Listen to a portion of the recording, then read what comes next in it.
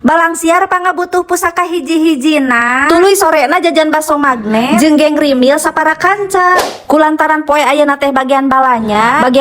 naon cenah buni balanya kabutuhan bapa besti nyeta si pusaka hiji-hijina teh samemeh balanya teh urang kabumina heula nya urang taros we kabutuhanana naon ngarah para ruguh anu dibeli na besti ning tuh kalah kotor ojol ti luar si bapa nage ning ieu sok biasa we ngawangkong heula bunit nah ari si bapa teh nyalira di bumi nate muhun besti nyalira dalamun alasan dicaritakeun mah bakal panjang singkat cerita ning tuh beres we ngawangkong teh hayu we ayeuna mah urang balang siar geus beurang apan poe ayeuna teh aya rencana rek abring-abringan deui abring-abringan ka mana cenah bunit pokona mah tongton we videona nepikeun ka beres ning ieu teu karasa geus nepi we di pasar hayu we urang lempang gegeleuyeungan tuangan teangan tuh kulantaran lauk bandang atahna habis urang meuli we nu asakna lah yeuh mang hatur nuhun lanjut deui ayeuna mah urang meuli bako meser bako anu henteu banget sebutkeun we kitu cenah ceuk bapa teh urang lanjut deui ngageleuyeung ayeuna mah kalakot lieur sebel ieu teh besti nya kumaha ieu teh karek dua rupa barang beli teh tah hoyong jengkol cenah bapa teh barikot keur mahal jengkol teh besti kot 20.000 saparapat tapi keun bae najan sababaraha oge keur pusaka hiji-hiji nama ning tah si bunit mah jajan kangkung we ngarah ti beras hare tah tahu tempe mah kudu aya wae kela-kela besti meuli heula cabe bodas tuluy we meuli vitamin Z ning tah singkat cerita kulantaran geus teu kuat lieur nya lapar nya panas ya besti hayu we urang balik sok mang enggal puihkeun motorna hatur nuhun atuh ngeng we balik si bunit teh